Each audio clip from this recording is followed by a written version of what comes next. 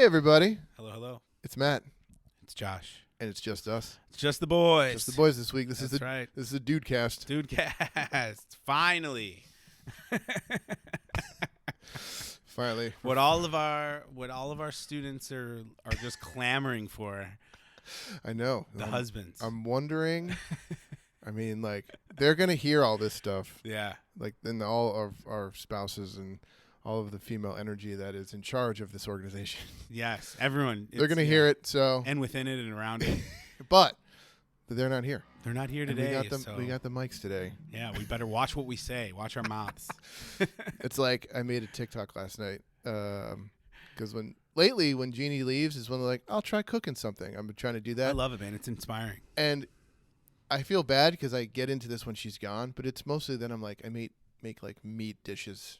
I'm like, honey, you don't want steak. Yeah. You don't want sausage. You get to take advantage. I do. Yeah. So like I did steak au poivre last night. How did you find steak au poivre? Well, this one. I remember it because you know that TV show Archer? Of course. Okay. Yeah. He mentions it and riffs on it at one point, and he's like, steak au poivre. Like, there's no peppercorns. So it can't be steak au poivre by, like, definition. And I love the it references. always, like, just stuck in there. Yeah. Stuck in there. And we found this cookbook, and we were just at a Barnes & Noble one time, and it was just called, like, A Man in His Kitchen or something. Okay. And I was flipping through the recipes, and the reason I bought the book is because it had a recipe for venison meatballs. Okay. And my friend Joe just like had gone hunting and gave us a bunch. Tons of meat. So I have like frozen venison that I Yeah. could use. I'm like, oh, perfect. Yeah. And then when Jeannie was about to leave, I'm flipping through recipes. I'm like, oh, what would be good? Here's a steak thing. I'm like, that's steak au poivre. There you That's go. very Archer. Archer. The first one. So I did that last night. I love Archer, man. It's so good. So funny. But the steak was good. I went out special and bought a cast iron pan for the stove. Look at you. I know. It was good. Cast iron is it's a tricky thing. It is. The seasoning of it is it's something I haven't had the patience for. We got a cast iron skillet, and I think that mostly I'm cooking a lot of eggs. Yeah. And so that doesn't really They don't really. Right. You got to wait for the seasoning to like actually work. Yeah. For you to use it like in the right way, and so it never got utilized enough. Right. Yeah. But I'm going to utilize the hell out of it hell this yeah, week. dude. Yeah. So there's that venison meatballs.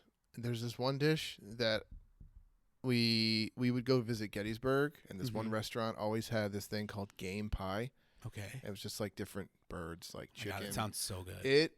It's like a chicken pot pie. Yeah, yeah. But it's got pheasant and all this duck. I think it is so good. Like when we ever go there, I'm like, we got to go there at least once. I want because that. game pie is so good, and there's a recipe for it. I'm like, ooh, if I'm feeling super gutsy, Look at you, man. Maybe. That's a big commitment. it is. If But anything, you know what? Why not? I know. Like what? This is the time. Like if all the time that Jeannie and I would be spending together, I'm home twiddling my thumbs, so I might as well do something borderline useful. That's very productive of you. It Yeah. doesn't have to go that way. That's true. We were talking about this before, how when Jeannie leaves and I'm home all by myself, it's like weird, sneaky, productive time. Because instead of like, It's like you're getting away with being productive. yeah, kinda. Bad boy. But it's like instead of, because in the morning I'd bring her coffee and then we just kind of like wake up slowly and meander, right? Yeah, I and know now that. it's I know like it. Yep. I'm just sitting around doing this, like John Travolta when he walks in Pulp Fiction, just like I might as well get up. Yeah, let's get to it. You might get it over with. Sneaky productive, and it helps that it's warm out or at least light out earlier. Totally. So like once that sun is up, I'm like, I might as well. I feel the same way when I take the kids. So I drop off the kids at school, and that's at 8. And I'm like, all right, like because the boys they stay up late, so they sleep in late too. Okay. And so I come back and it's just quiet in the house. I'm like, I should go work out. Yeah. I'm awake. I might as well because I'm like I always have this dream. I'm like I'll go back to sleep. I'll come back and I'll go back to sleep. But my it's body so has a hard. clock that is like No. 6:45 every day. Yeah. I wake up no Yeah. matter what, and it's useful. Right. Oh yeah. It's very useful because those hours for me are by far my most productive, and then it all goes downhill from there. Yeah.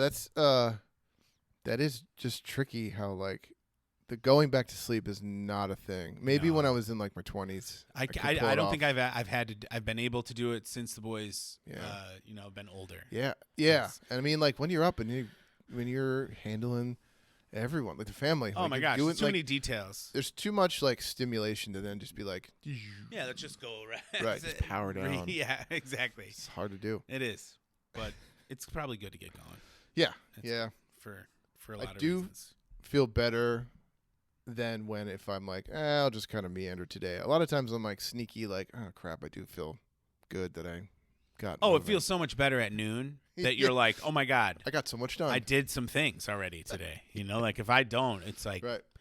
even if I had the freedom to, I think Right. it's like I always in the afternoon then I'm like, damn. Yeah, I know. It's like sneaky. I 3 wasted o'clock. this day. Like 3 Yeah, o'clock. Oh dang my it, god! I gotta go. Think about dinner soon. I know, Jeepers. right? Oh Yeah, my I God. plan a lot of everything. I'm always thinking, what's the next meal? I'm like a big. It's probably so annoying, but like we'll be finishing breakfast, and I'm like, what are we thinking for lunch? What are we thinking? And it's like the plate is still in front of Francine. I love that because that was Abby, our oldest. Every time, we would whatever meal we would be at and having, it was like so. I mean, most time I heard it during lunch. I'm like, so what's dinner? I'm like, you haven't finished. You're still eating. It's noon. You haven't finished your lunch breakfast yet. Why are we talking about this every time?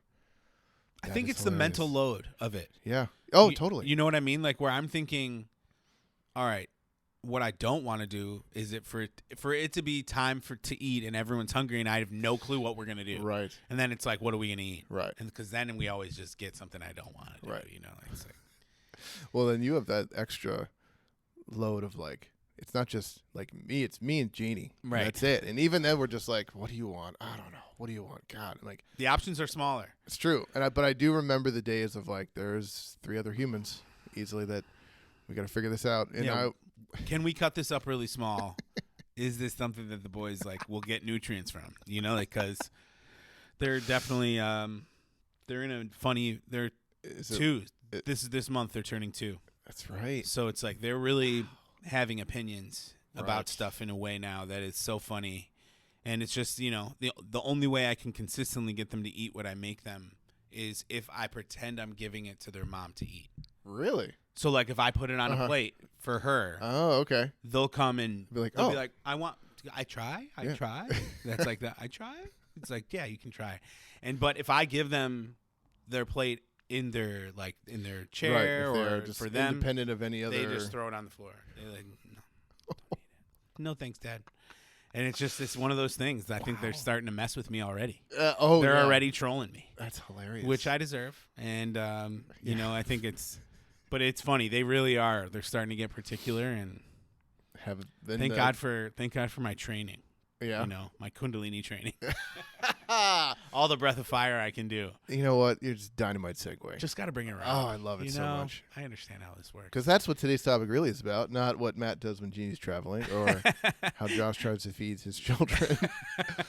This is about Kundalini, but That's it's by Kundalini by and for and through the lens of men or masculine energy. We'll say that. We can say that. Because I feel like it is often disregarded or like brushed aside. It's sort of this like super weird practice that a lot of men, I feel in general, typical masculine energy doesn't gravitate towards yoga initially. No. Maybe? I think that it's been branded and been focused and featured so frequently as a feminine thing to do. Right. Especially because we are all animals and yoga pants exist. I think that because that is such a phenomenon, Right. that as a phrase It is a phrase, yeah. didn't exist when I was a child. Right. And I know. it's a different type of style. It is. I mean, that it does not lend itself to a masculine person frame. I don't think, but that's our perspective. I wouldn't wear them Personally. out. Right. Like I wouldn't go wear them and go No. to Green Star or Wegmans. And I think that so then I think that if you have never done yoga, if you've never been in the room before, and that's the only reference you have, Right. it's like I would never do yoga. Right. It's like that would be the first if you're an old school masculine thinker. Right. If let's say if you're a boomer, I was just gonna say, like, Yes. if you are in that age bracket where Yeah. you're considered a boomer, which is funny because, they were like young people in the '60s. I know. And so, like, but I don't know how available yoga was. I mean, even then, just like what we would think of, like, regular like vinyasa flow. Yeah, I think Eastern culture was definitely coming in at a high rate. So you'd assume there'd be a lot more access to it. Yeah. But I don't think it really popularized as a practice in America, like actually something that mainstream Americans, because even then, that's a small subset. Like the hippies were subculture. Yeah. Like, and even those, there was the boomers that we're talking about that don't know about yoga, the old school masculinity boomers. Right. Those people were probably fighting in Vietnam, or I know, right? Like there was a different expectation, but still you would think that, and that's, I think, how culture works. The fact that there's even half of, the boomers that know what yoga is. Right. Our generation, I remember guys my age hearing about football teams doing yoga. Right. That was like the mainstream introduction to men, I think. And that was a thing. That was like, it was huge news. Huge news. Yes. I remember even seeing articles like of Dan Marino. Like, I think I must have been late 80s, early 90s. Okay. And it's like, oh, Dan Marino does this yoga practice. I remember he was in the pose like, I don't know, maybe you remember what it is. Basically, he's like this with his arms. Okay. Like this, and I think it was even bouncing on one foot. Do you remember the name of it? Yes. Oh my God, now I can't remember. Our wives are laughing. It's like a chair pose. Right. And our wives are everyone laughing at us right Everyone, now. is laughing. But it's not important. That's not important. Right. The details. But I remember that being a thing, and it was like, oh, he's doing something that's like not mainstream in the football world. And it's like, what is it? Thinking outside the box. What is this practice? Right. It Innovation. seems so mystical and weird and strange. And I'm like, it couldn't be more useful for a athlete like that.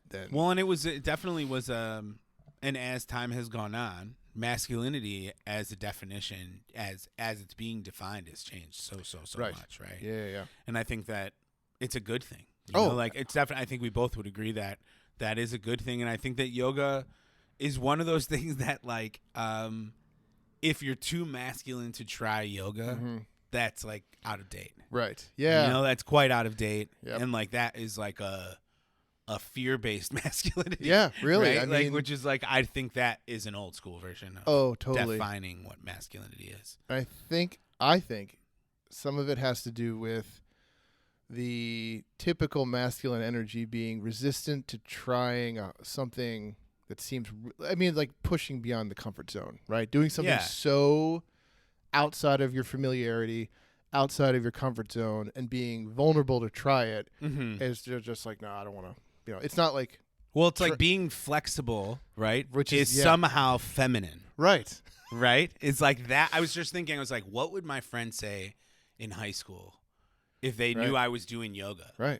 I know. Or if it was like before, because I played baseball for all 4 years.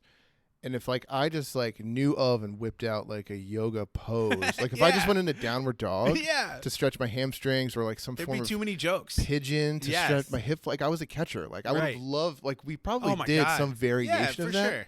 But if I was doing downward dog, then I was a pigeon thing. If I was breathing deeply, right?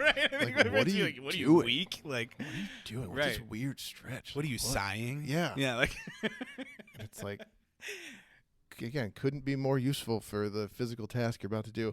Well, and for handling anger, it's I think that there's so many. I think that that's an interesting. It's setting.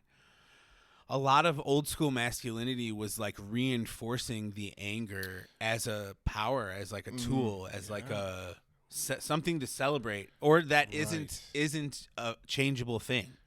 Right. Harnessing that. I feel like that was it's men. Right. Men get mad. They do things they don't mean to. They can. It's wait, what?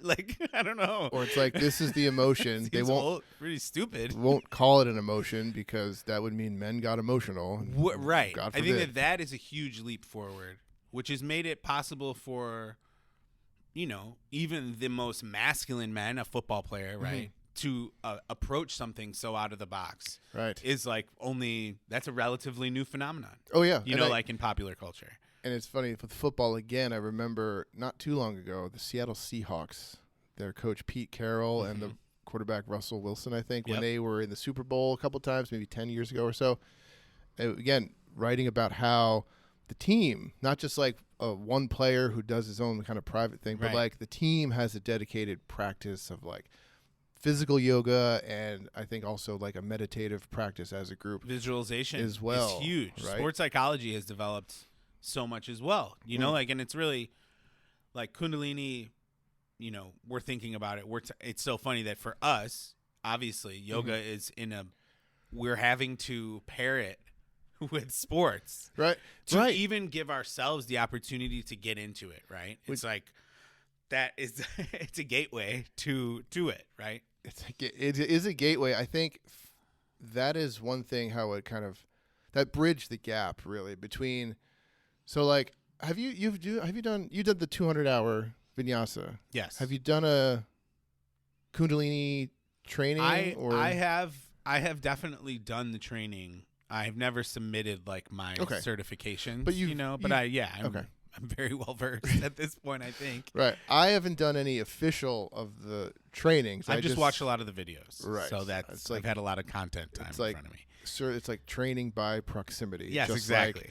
Like not only watching Jeannie do it, hearing her talk about it, showing me how to do it, but also, you know, I was like the model in classes. Me too. Yeah, right. Exactly. So it's like I had a chance to model a lot. Right. So I've done my like fair share, but like after doing it for a while, there'd be either some poses or practices where it's like, oh wait, I kind of did something like this when I played sports, or like I did this before. And Jeannie like, yeah, this is like a yoga thing, and this is, I think she even talked about the burpees. Yep. Which is basically a sun salutation. Yeah, right. And it's half of it. It was like the sun salutation existed first. Right, of course. And then someone saw it and was like, well, can't call it a sun salutation if we want the army to do it. So we'll call it something else and change a little bit. And she's like, it's very similar in its purpose and its movement and its breath work. Maybe not intention because it's a little bit different. But I mean, like the motion and the breathing is all the same or very similar.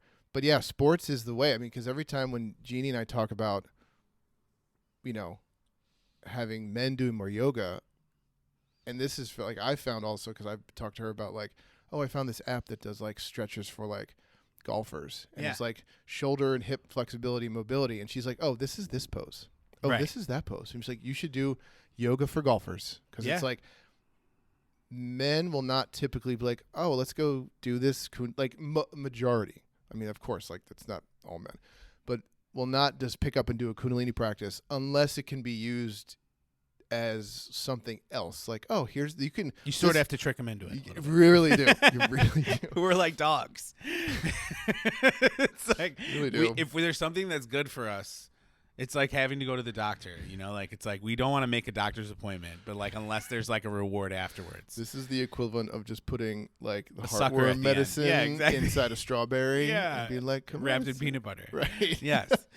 But like I think that there is like anything new, you know, and I think that also Kundalini has gotten a rough shot in the news.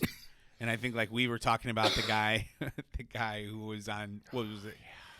He just the guy on Instagram who So and I think totally like not only is it tricky enough to have men participate in this just from like viewing the activity or exercise or then it being labeled as like feminine, right? So then it's like, okay, well, what do some men who practice this regularly, like what do they like? Yes. And then there is a gentleman whose name I don't remember and probably wouldn't say it anyway, was on a podcast. Tom Segura has a podcast with his wife. Yes. Don't know how or why this man was on it, but because he's hilarious. Because he's like unobjectively one of the funnier characters I've ever seen in my life. And he's talking about, you know, I don't know how the conversation started, but it was like, oh, you know, I don't need to do drugs. I'm high just by doing the breath of fire. And he's like, he does it in the mic. And then he's like, oh, yeah, but, your anus, you have to pinch your anus or squeeze it. And then doing all this. And then Tom Segura and his wife are just like, what? What are you saying? What did he say about anus? What are you doing? And it's like, it's such a shame. It is. Because everyone has an anus. That's true. You know what? But I mean, no, yeah. I mean, it's like this isn't like he's not. Yeah, I mean, like we all. Know but he's one extreme, right? It's the extreme, and it's it's a shame because like what he is saying and like the breath of fire practice and like the even the clenching your anus, right? The mula band, yeah, right? Mula band, exactly. The whole practice is like in my very very little Kundalini experience when I've done it regularly, I've felt amazing. Yeah. And just like, just so much energy and, feel healthier than I normally do when I don't do it. Right. Of course. But, when that's the face of the practice, it's like, it's a barrier for sure. Weird, right. It's definitely a barrier to the mainstream. Right. Yeah. And I think Kundalini yoga in itself is, it's a tough because of the vernacular that is used within it. Right. I think the way that Yoga Farm teaches Kundalini is my first experience with a place that talks about Kundalini in a more accessible way. Okay. Like I think that most of the things that I've seen about Kundalini or online, in comparison to our school, like more just in curiosity where. Right. Who are the most popular schools? Who are the most popular teachers, et cetera, and they vary on seeming much more like a spiritual practice. Okay, which I don't think you can separate from Kundalini yoga. I think it definitely is part of it. Yeah, and some people that's enough for them to be like, actually, I don't want to be a part of that. Yeah, that can also be a deterrent that like people feel that they need to subscribe or like believe everything.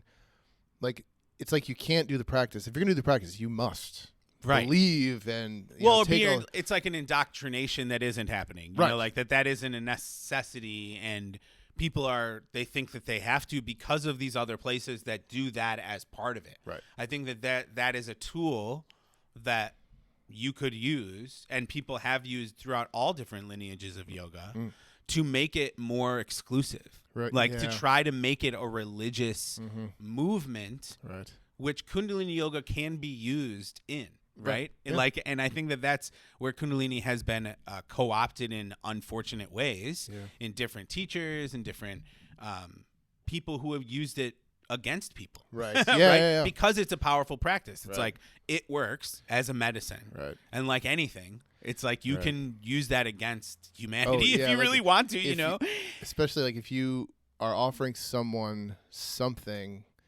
that like if they're like, oh, this could be beneficial to you, you don't have it, I do. That's like a power imbalance of right course, there. Like and then the guru-less nature that I think that Yoga Farm really strives for because of the way that these practices can be corrupting. Right. Like people can misappropriate this practice to the teacher. Yeah. And Yoga Farm consistently is pushing that is not us. We are not that. Like we are people practicing something we've learned and that we think is helpful and healing and that kind of thing. And I think that is a difficulty for us. I think that we are consistently trying to change the narrative from being something that is indoctrinating to something that is healing. Right. It takes that intention. Well, I think that's a really good point. How like the intention is to be healing, and not to be like drink the Kool-Aid. Now you're whatever. And you can only get this here, right? Like from me, and I am the one, right? Like guru, I came up with this. The guru nature, where it's like, well, I am the one that has the knowledge that you're looking for. So you celebrate me. You must only get it through me. Yes, right? Yeah. Right. And I think there have definitely been some figures who, I mean, like any sort of teacher-student dynamic, if it's toxic, I mean, it's like anything. Any teacher-student dynamic in any practice. And I think with movement practices and things like this that are of Eastern, you know, origination, I think that there's some naturally some skepticism from people who are unfamiliar. Right. Right. It's like there has to be like, what's this weird thing? I've never heard of this. This is strange. Or I just think about my parents in that whenever when we first, because Jeannie started working at Yoga Farm like 2018. Yeah. And then like we both started working there and it became like a thing. Whenever we would visit my parents, and it's just like, well, you know, what do you guys do? How's it going? Like, what are you working on? You know, that type of thing. And we would like explain what we were doing. And yeah, just like the unfamiliarity with a lot of like, it's hard to even just say, oh, we're doing this without like, you're doing what? What does that even mean? Totally. I don't know what that is. That's strange. I explain less for sure. You know, I think that saying yoga, because I love that actually, you know, like, cause to me, I think, the way that we teach yoga here is not so lineage specific, like holding to account, like there isn't anyone who's going to come into the class and be like, you're doing it wrong. You know, like there's no, you're doing it wrong, you know, like in this studio, there's not like the hardcore discipline aspect of it. Right. And I think that for guys, you know, like, I don't know what is the most popular thing that men are doing for their wellness, right? Because I think that at the core, why do I do Kundalini yoga? Kundalini yoga is something I can sit down and do, like, in a way I can't do anything else. Yeah. Right? Because first of all, for me personally, doing vinyasa yoga, I am not flexible. I don't feel so comfortable in it in the way that I feel. I love to meditate. I love the challenge, the mental challenge of meditation. And Kundalini yoga to me is much more mentally challenging than it is physically challenging.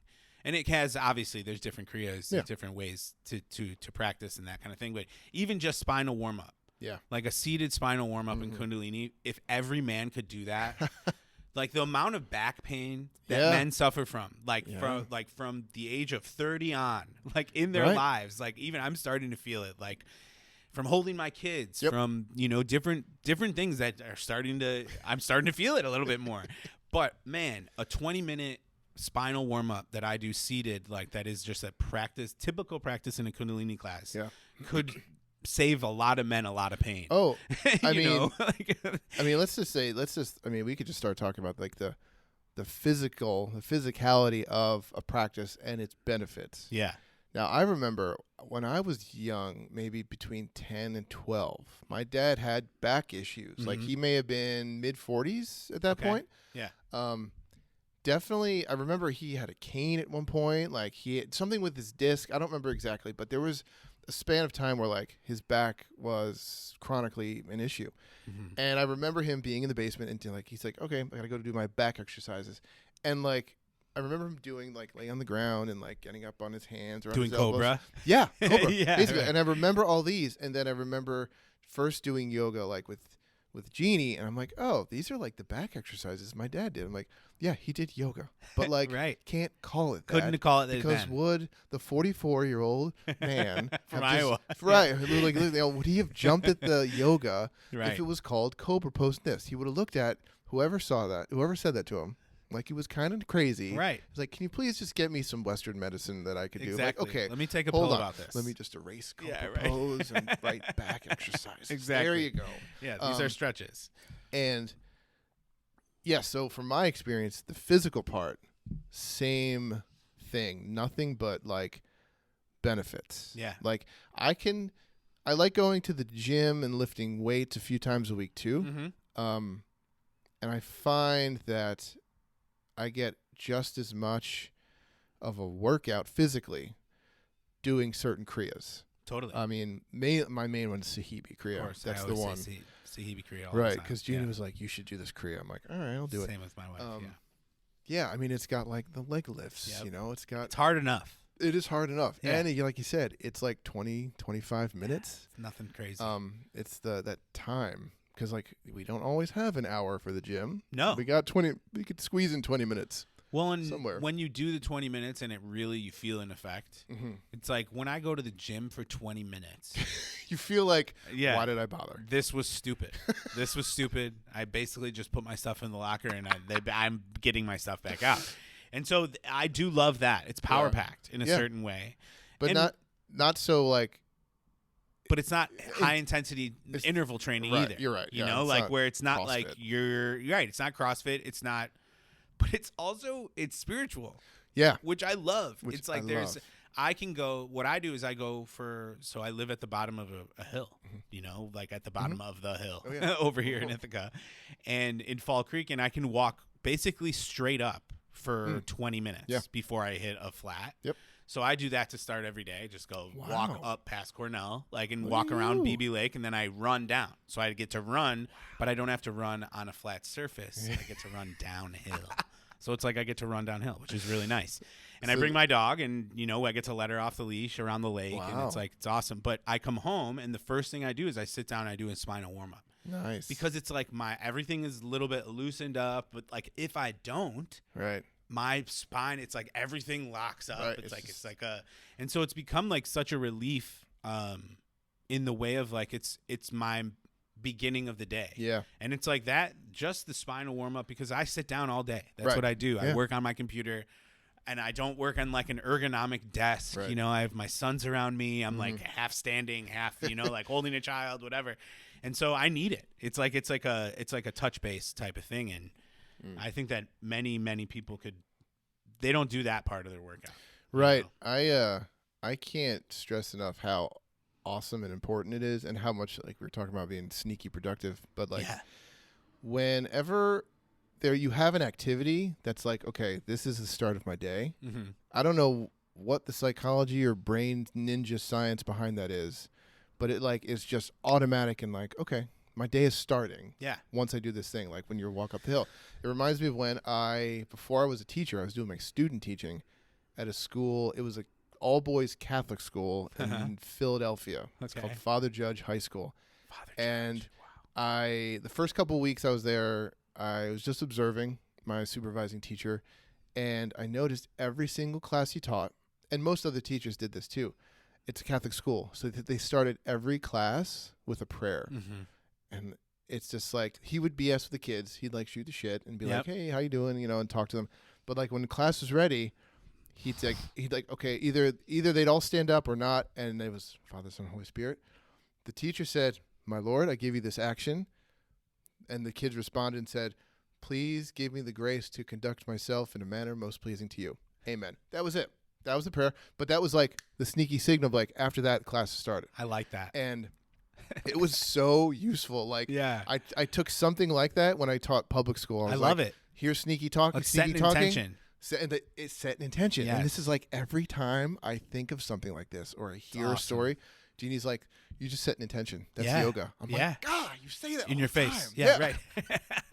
This is everywhere. Gosh, you are not wrong. That's awesome. Yeah, there's a good set intention activity. And I think when you tie in physical, like, I mean, what's the science? Like, get the blood moving, get oxygen in your brain. I'm like, oh man, this is it's like the stale air in our lungs, right? Like that thing. I remember the first time when I first started doing yoga, the thought of taking deep breaths and how beneficial it is to take deep breaths. Yeah. It's like something I never thought about. Well, only it's like, why do people love sports? Why do people love to work out? Yeah. Because they're taking super giant breaths. Right. They're using their lungs to their capacity, and your body loves that. Yeah. Which is wild, right? It's like so simple to think about. Well, it's so simple, but I mean, but adding in the mindfulness aspect to it. Right. Well, for the breaths, I bet if I just said, okay, in what scenario do you hear someone tell you, or do you say to someone maybe, just take a couple deep breaths? What's the emotion in the room if someone is saying, just take a couple deep breaths, calm down? Right. It's usually when aroused, like anger, or like someone's getting fired up, or like it's very tense. It's a shame, and I think this is like the masculine energy angle too. It's like we think to take deep breaths when we get like if we're really like aware, right? When it's too late, it's like when we've already started to get fired up, instead of it being a conscious practice already, right? And it's like the more times we do it before we're angry or, our heart's beating and we're getting fired up, the less hard it is to come down from something if you're getting fired up. This, again, I'm telling a lot of stories today. I started a meditation practice personally. Of course, after I met Jeannie, because if she's like, meditation, I'm like, all right, I'll try it. Yeah. I'm like, I respect you. I'll try something. It's sitting and breathing with intention. Oh, that's not as weird as people make it out to be. Yeah. And towards the end of my teaching career where we used to live, I was teaching sophomores, and a student was right in front of me. I was in the front of the classroom. He was sitting right here. And I even said, I was like, okay, so for today, guys, here's what we're going to do. And out of nowhere, he just like made a pterodactyl noise. He was just like, and like I paused. In my brain, I'm like, what in the name of heaven and earth? What did you just do? And then I was like, my body just like, okay, pause. I said, Jordan, do you think that was the best time to do that? And he literally paused and no, probably wasn't. Probably was not. it? No. Probably not. I'm like, no, probably not. Maybe another time. And whenever meditation comes up, You think of a pterodactyl. I think of that noise. I think of that moment. And I thought if I didn't have a consistent practice, I would have handled that much differently. Yeah, I think it's like breathing deeply makes you a better person. 100%. That could be a T-shirt.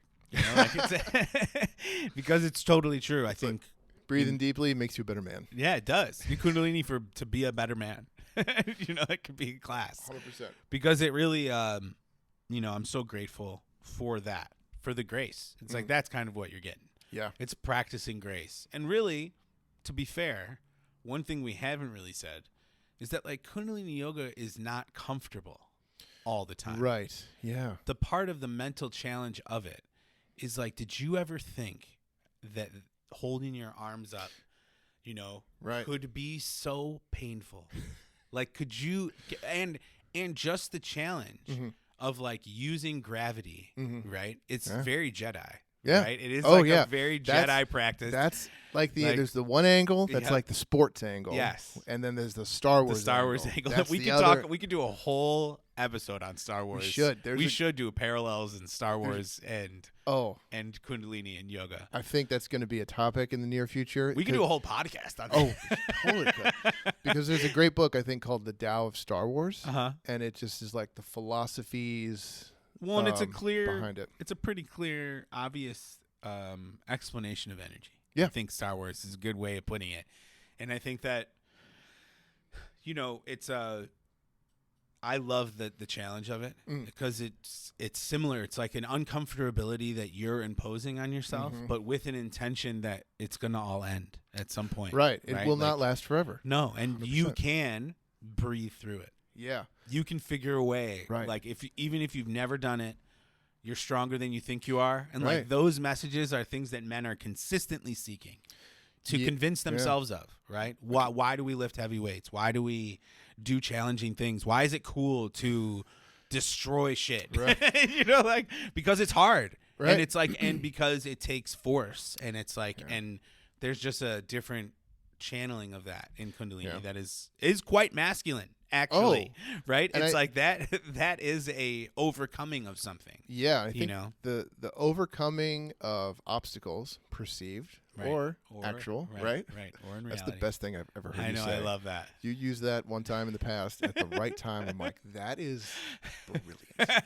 We both know what we're talking about. Yes, I do. Yes. The overcoming of obstacles or the dealing with being uncomfortable. I think that's not uncommon in a typical masculine person's life. Like there's that, suffer in silence. Do men totally have that in them to understand and be able to deal with being uncomfortable, understanding what that's like, but then being able maybe to articulate it either verbally or like move the energy physically. Right. Which is another thing. Like, we go to the gym. And I think part of the gym is, yes, muscles are good as you get older. You want to be strong, but there's also like the societal kind of pressure or impact of like, hey, you know, if you see the movie, that dude's got shoulders and muscles. Totally. You know, what does your belly look like? Does it look like his, or you know what I mean? Well, totally. Well, it's like there's like when I played football in high school, there's like talk about like playing football in high school in the Midwest. It's like there's. That's right. You in Chicago? Well, it's just there's definitely some football in general. There are some really powerful lessons about masculinity, like in being on a team, and like there's some really powerful, positive, and also some equally negative, like old school mentalities. Oh, yeah. And I think that there's just there's like soft body and hard body. Like you can be a fat guy, but are you a hard fat guy or are you a soft fat guy?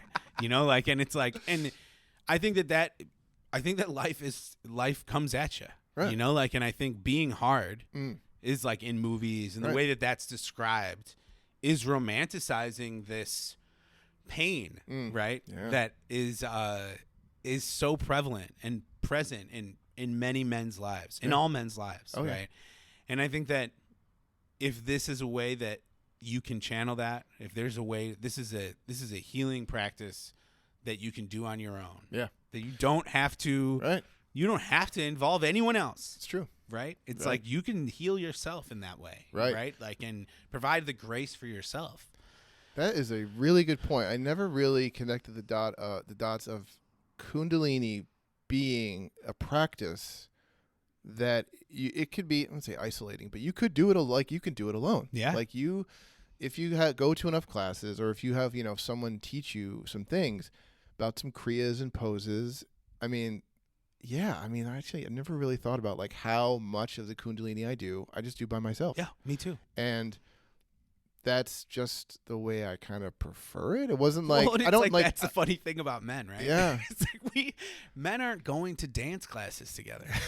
You know, like they should. They could, like it would be great, but we just aren't like, let's go to a bar class. Right. You know, like let's go do something in sync with other men. Right. That just isn't really like, unless it's like a competition. Unless there's some type of competition or like a measuring of some sort, right? It's like, and I've never really thought of that really until right now either, because I don't know, maybe like what would be, like why do we have to push away that sometimes men just want to be by themselves?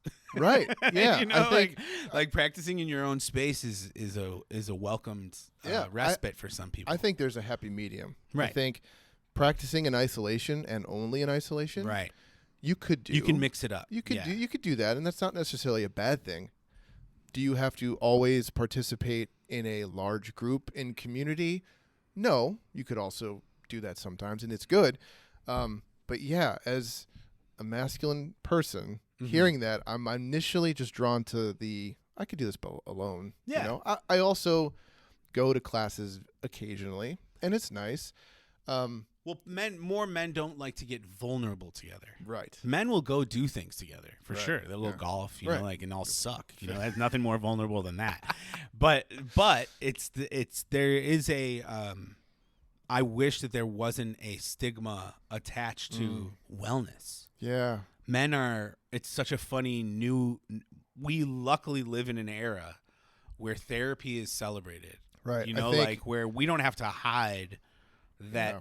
We want to better ourselves, our mental health. Right. Like that mental health is a real thing to pay attention to, and to, you know, and physical health is mental health, right? 100%. And it's like, and doing Kundalini is a nice mixture of both of those things, I think, because, you know, a lot of men don't give themselves the time to sit with stuff either. That's true. You know, my Kundalini experience, I haven't done any trainings, and I mean, sometimes I'm just like, should I just do the Kundalini Warrior and actually like do it, and not just like post the replays and catch what I hear from Jeannie from the other room. Right. I haven't. You will. I'm sure I will. I'm sure you will at some point. I would be shocked if we are here 1 year from today. I don't think you could get away with that. No, I have a feeling that Jeannie's like, so you doing this or what? Come on.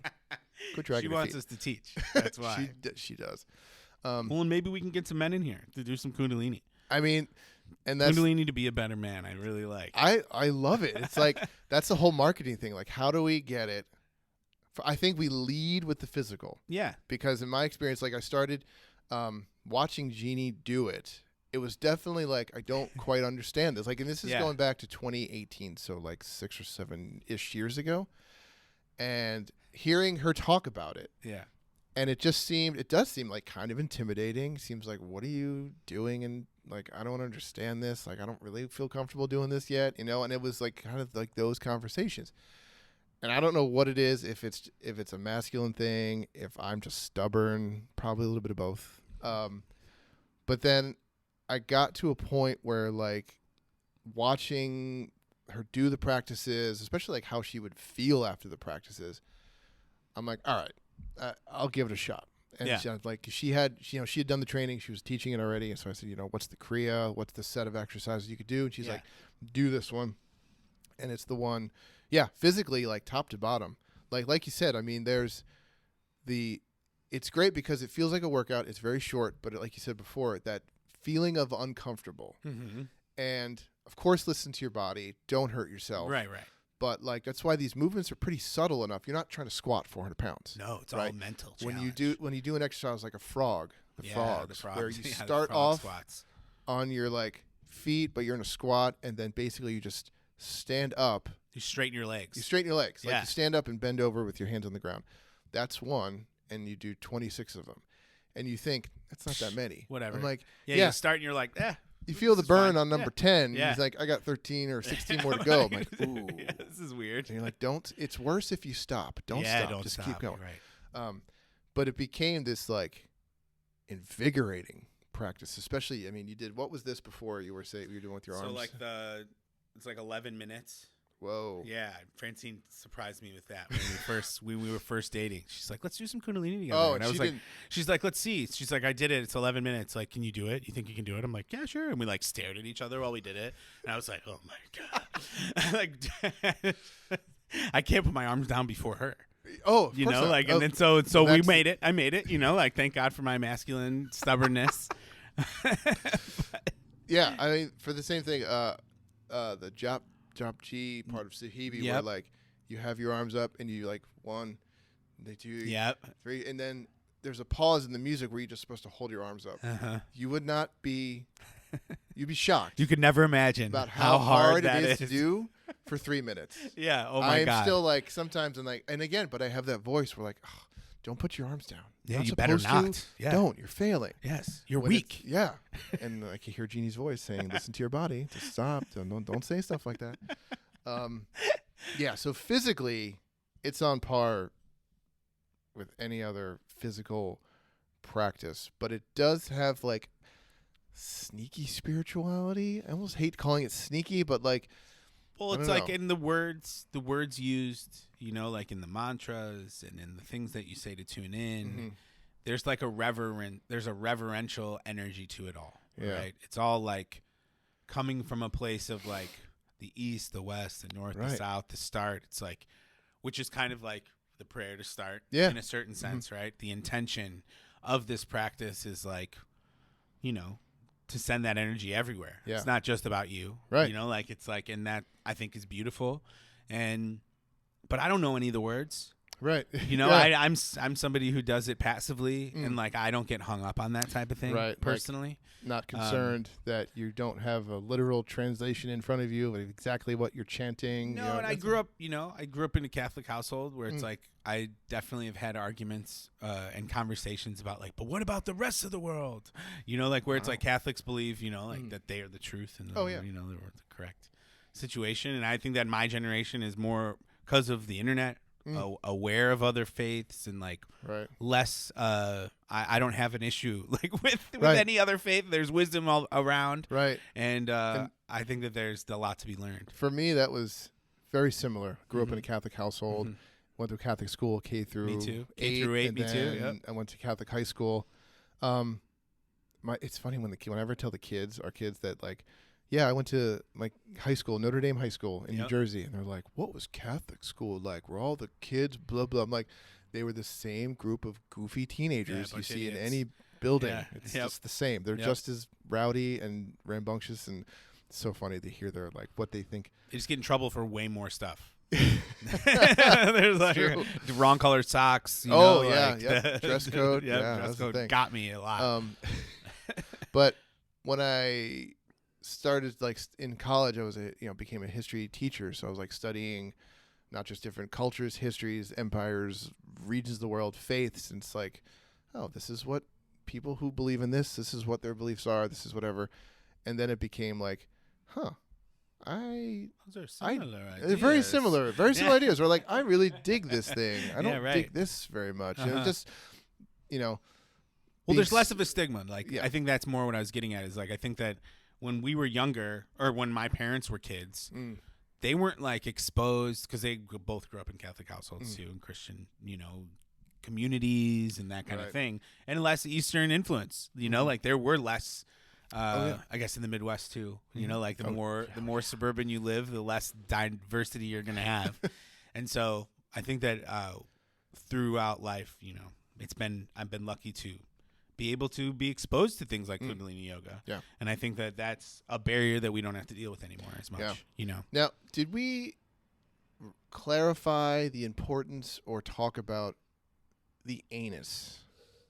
We kind of brought it up in the beginning, but I don't know if we actually so if anyone finds this clip and watches this man talk about you'll know exactly who we're talking about. You'll know exactly who it is. If you've heard it, if you've ever even thought about Kundalini yoga, you've probably seen this person because of the algorithm. You're right. But because it's like a lot of the intention behind the practices of the Kriyas is to move energy in your body. Yeah. Right? It's like, especially I think Sahibi Jeannie explained it to me as like moving stagnant energy. Yeah. And I don't know. I don't think I ever didn't believe it, but once I started trying the practices, I'm like, oh, this is actually a thing. Mm-hmm. Yes, this is one. I'm 100% on board. Totally. And the idea is that the stagnant energy is like collected. It's like, at the base of your spine. Mm-hmm. So in an effort to push it up, right? Push it up. Like part of it is, you are clenching your butt. Yeah. You're like doing a Kegel exercise. Your inside butt. Right. Yeah. You're just like all like, the pelvic floor. Yeah. Right? The bottom of your body, essentially. Yeah. You are squeezing those muscles in along with the breathing. Right. To help act like a big kind of like just pump to get it, to get that energy moving. Yeah. So it's not dense. It's not stagnant. And man, I 10 out of 10 recommend. Oh yeah. And don't be afraid if someone's like, clench your butt. Don't be afraid of your butt. Don't be afraid. We all have butts. If you don't, you're dead. And it's one. You're right. I mean, put that on a t-shirt. Well, it's that masculine and feminine thing where if you said to someone like a Kegel exercise, immediately something women do. Yeah. It's whatever. I heard that. But if you were to say, tell a guy, it's like, it's like basically kind of a Kegel, and it's this kind of exercise. A lot of typical masculine is like, no, I don't think so. I don't No. like thinking about my butt. Yeah. Yeah. Don't be afraid. Don't be afraid of your butt. Everyone has a butt. It's a good thing. It's a good message. It's a good message. And to convince, to kind of tie it in. I knew this is where we'd end. Yeah, I figured we would start and end at the anus. That makes sense. It's where everything ends. But it's true. I like that. I listened to this podcast. It's called Chasing Scratch. Okay. These two dudes, and they're in their 7th season this year. So for previous 6 years, two dudes are like, we're going to try to become scratch golfers in a year. They have a handicap of 11, 10, trying to get to scratch in a year, which is hilarious because it's year 7 and they are not a scratch. No. You never get but there. A lot of the first couple seasons, it's like they're like skills or like drills. Right. It's like how to become better skill player. But it's so interesting to listen to them as the years progress. By 3, 4, 5, they are definitely entering in some sort of yogi practice where awareness, the mental side, and how many times because they talked to a sports psychologist because one guy was like, I get over the ball and I have all these swing thoughts, and he's like, when he's describing what to do with those, it's like you acknowledge your thought. You are not your thoughts. Right. And just acknowledge it, kind of swipe it away, and then move on. I'm like, I've heard Jeannie say that so many times. It's like, true. You're not your thoughts. And if you can have negative thoughts, you acknowledge it, especially in like a physical, uncomfortable practice. That's right. Which, like, if you are. It's a superpower. It's like, because these guys are also playing in like tournaments in front of people. So, like, they are uncomfortable. There's pressure. There's pressure. Like, they are uncomfortable. Even this season, they're like, we're going to lean in. They're using the phrase lean in. I'm like, they are, Yogi. We know this. I know. To being uncomfortable. Yeah. And it's just so funny to see the progression of like, well, we got to focus on the physical and the skills and getting in shape. And it's like, well, we need to lean into being uncomfortable and not it's the only way you grow. Right. And like, it's like, well, we have swing thoughts, and it's like, how do we deal with them? It's like basically a meditative almost state. And that's why golf is the best. I'm like, oh my God, that's like, I can't, it's just like, for how much we think like practices like this are so like either way out there or not applicable to like tough to attain. And like your everyday, like, how am I going to really use this day to day? I'm like, you would be shocked. Like every moment you could use. Once it's top of mind, for sure. It's definitely one of those things that you can use in any situation. Right. Yeah. It's awesome. So, and also hearing the guys talk about the physical side where they are, you know, trying to, like, one guy this season has like back and hip issues. It's like, gotta keep that back play loose. with what you got. Right. You gotta like stretch out, keep the hips flexible. It's right. all about maintenance. Right. Got the shoulders be able to stay loose. But I mean, but it all starts and finishes with the anus. It does. That's the title of this episode. I'm going to post it and be like, honey, we posted it. I'm like, what did you guys talk about? No, if anyone's listening, and so let's say, okay, let's bring it home. If, let's say, someone is listening who knows masculine people in their life that could benefit from practices like Kundalini. Yep. How do you bridge the gap? How would you be like, here's how you sell it to them? I hate to use the word sell it, but like, how can you sell it to get them to try, be interested or open to these practices? How do you think you would do that? Well, I think that we've touched on it a bunch of different ways here. I think that there's an opportunity to sell the relief, the back relief, you know, like the pure physical, the actual physical relief you can achieve from it. Then there's the awareness piece. We can talk about, you know, learn to control the uncomfortability in your life or root into it. And or you can talk about community. You can say, hey, spend a lot of time alone. Like, come do something hard with some dudes. Yeah. Right. I know. Pause. But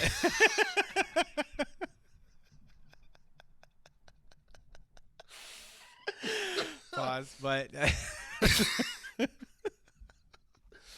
was awesome. I love it so much. That's good.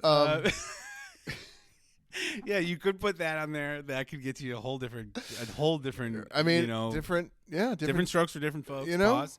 But yeah, I think, right, like you said, physical piece is the immediate benefit where you could say, this will be good. You know, a golfer, like, this will be good for your golf game. That's right. That'll get if he golfs, so that's knock some strokes off. 50% of a better chance of a buy-in right there. There you go. That's true. Yeah, I think the awareness part is harder to sell, but I think conceptually it's tough. Right, and like, what is mindfulness? What is meditation? It's like, what buzzwords. It's their buzzwords, right? And like, what do you think of when you hear those words? And it's like, well, it's that, but it's not really that. It's not really that. Yeah. Yeah. I mean, it's just, I have more of a willingness to lean into being uncomfortable, which is a skill that as life goes on, there are not going to be fewer moments of uncomfortable. No, they're just all different. Yeah. As I get older, they're going to keep being there. Yeah. So it's a great way to learn to deal with that. And also, like, the community piece is sneaky important too. Yeah. And I think I have just kind of in the past year or so found a little small community that I'm trying to grow of like guys, right? Yeah. Like guys that, I hate to use it, like aren't toxic, but like good guys that I like spending time with and also are very comfortable with. It's the vulnerability piece. The truth, yeah. That is hard for men to do. That they need so bad. They need so bad. Oh, my God. Oh, my God. Like, there is not a bigger relief than if you could have a handful of dudes who you're like, I would just want to talk to them about how I'm struggling. And I'd be like, and be met with compassion and empathy. Yeah. That doesn't feel, short-sighted or kind of like undercutting. You know? Like I think that I think that it's, I think people are starting. I think the pandemic had an effect on people's willingness to get into community, to go outside even more. Yeah. But even more so, they need it. Right. We all need it. So. Yeah, we do. Well, nice. Well, men, come do some Kundalini with us. I say go do it. Look us That's up. right. If you're not local, that's right. We are online. Look us up. I can't recommend it enough. At the very least, you'll get a good workout. At the best, you'll stretch your spine out. Stretch your spine out. Yeah. Stretch out with your feelings. That's right. All starts and stops with the anus. Again, hit us up for any comments, questions at support@yogafarm.us, or you can email me at matt@yogafarm.us. Right. Next week, I don't even know what we're talking about next week. Maybe next week something good. Something awesome. Stay tuned. Same Yoga Farm time, same Yoga Farm channel. We'll see you soon. For the Wi-Fi pod, this is Matt. This is Josh. Thanks, everyone. Bye-bye.